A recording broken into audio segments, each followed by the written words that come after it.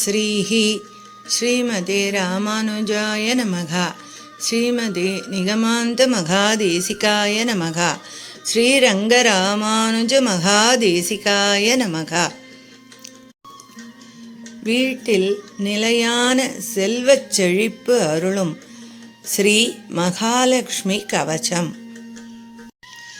இந்த மகாலட்சுமி கவசத்தை தினந்தோறும் காலையில் ஜபம் செய்பவர்களுக்கு சகல சௌபாக்கியங்களும் சகல காரிய சித்தியும் ஏற்படுகின்றன என்று பலச்ருதியில் விரிவாக சொல்லப்பட்டிருக்கிறது. இந்த ஸ்தோத்திரத்தை எல்லாரும் படித்து பயன் பெறலாம். ஓம் ஸ்ரீ மகாலட்சுமியை நமக. மகாலட்சுமியா பிரவக்ஷ்யாமி கவசம் சர்வகாமதம் சர்வபாபப்ரசமனம் सर्वव्याधिनिवारणं दुष्टं मृत्युप्रशमनं दुष्टदारिद्र्यनाशनं ग्रहपीडाप्रशमनम् अरिष्टप्रविभञ्जनं पुत्रपौत्रादिजनकं विवाहप्रदमिष्टतं चोरारिहारिजगदां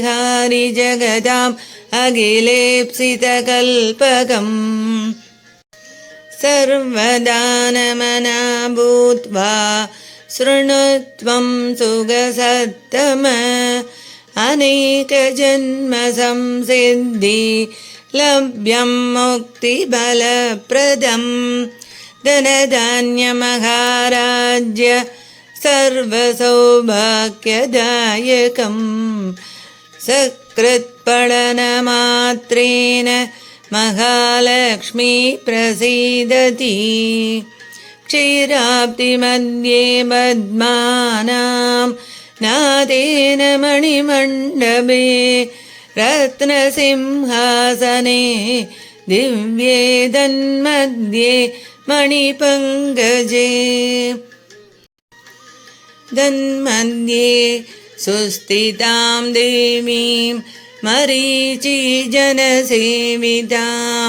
सुस्नातां पुष्पसुरमिं कुडिलालकबन्धनां पूर्णेन्दुबिम्बवदनाम् अर्धचन्द्रललाडिकाम् इन्दीवरेक्षणां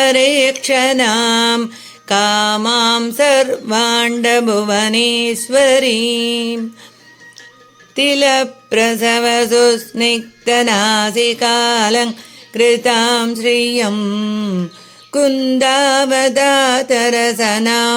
बन्धुकादरपल्लवाम् तर्पणाकारविमलां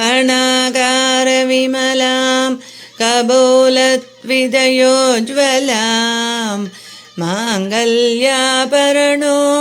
वेदां कर्णद्विदयसुन्दरां कमले सुभद्राढ्ये अभयं ददतीं परं रोमराजिलदाचारु मग्ननाभितलोदरीं पट्टवस्त्रसमुद्भासां सुनितम्बां सुलक्षणां काञ्चनस्तम्भविभ्राजत् वरजानुरुशोभिताम् स्मरका हलिकागर्वहारी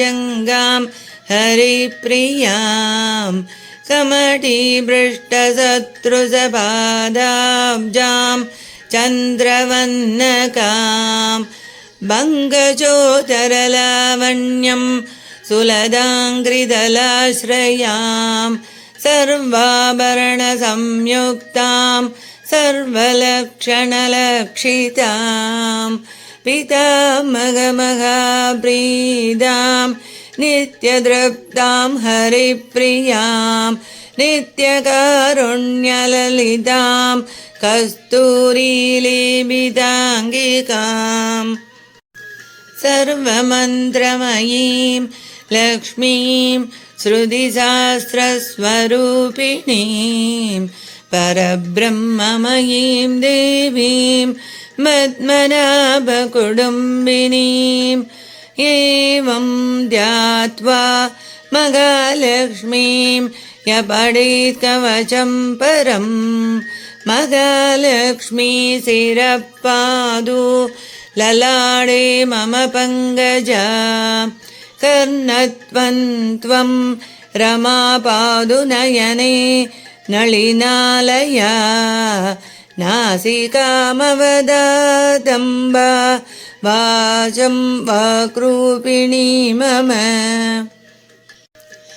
तन्दानवतु जिह्वां श्री अतरोष्टं हरिप्रिया चिपुकं पादु वरदा खण्डं गन्धर्वसेविता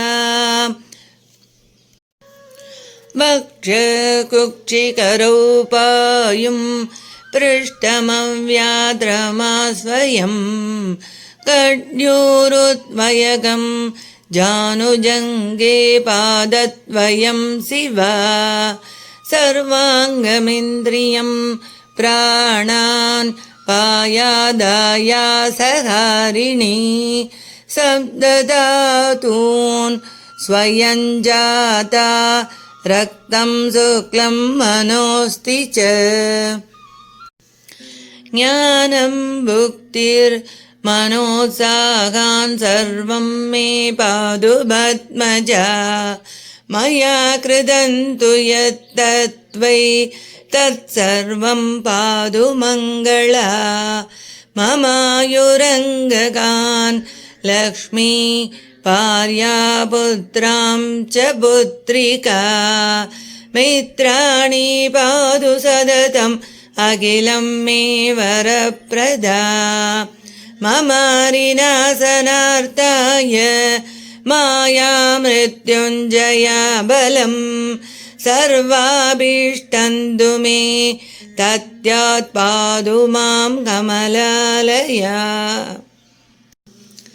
सहजां सोदरं चैव शत्रुसंहारिणी वतुः पन्दुवर्गं पराशक्ति पादु मां सर्वमङ्गला बलश्रुति यइदं कवचं दिव्यं रमाया प्रयदः पठेत् सर्वसिद्धिमवाप्नोति सर्वरक्षां च शाश्वतीम्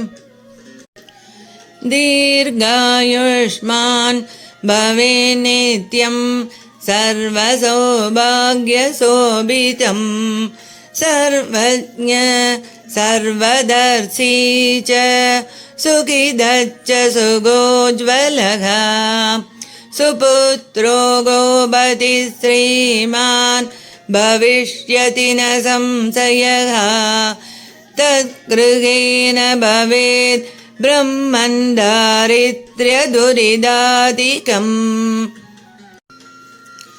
नाग्निना दह्यते गेहं न चोरात्यै च भेट्यते भूतप्रेतपिशाचात्या त्रस्ता धावन्ति दूरतः लिखित्वा स्थापितं यन्त्रं तत्र वृद्धिर्भवेत् ध्रुवं लाभमृत्युमवाप्नोति देहान्ते मुक्तिमान् भवेत् सायं प्रातःपठेत्यस्तु महाधनपतिर्भवेत् आयुष्यं पौष्टिकं मेत्यं पापं दुःस्वप्ननाशनं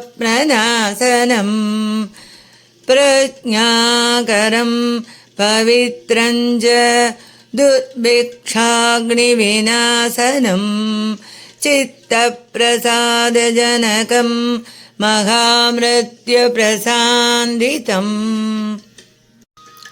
महारोगज्वरहरं ब्रह्महत्यादिदो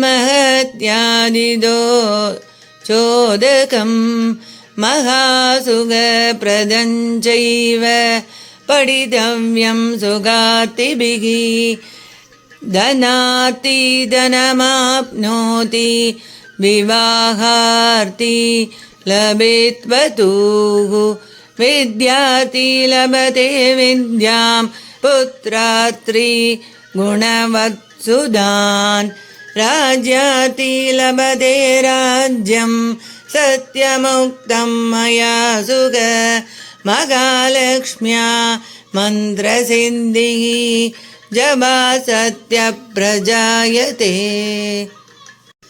एवं देव्या प्रसादेन सुख कवचमाब्धवान् कवचानुग्रहेणैव सर्वान् कामानवाप्नुयात् सर्वलक्षणसम्पन्नां लक्ष्मीं सर्वसुरेश्वरीं प्रपद्ये चरणं देवीं पद्मभद्राक्षवल्लभां सर्वलक्षणसम्पन्नां लक्ष्मीं सर्वसुरेश्वरीं प्रपद्ये चरणं देवीं पद्मभद्राक्षवल्लभाम्। ॐ श्रीं क्लीं सौः श्रियै नमः। श्रीमहालक्ष्मी कवचं सम्पूर्णम्। सर्वं श्रीकृष्णार्पणमस्तु. अडियेन् रामानुजदासन्. लोका समस्ता सुखिनो भवन्तु. सर्वे जना सुखिनो भवन्तु.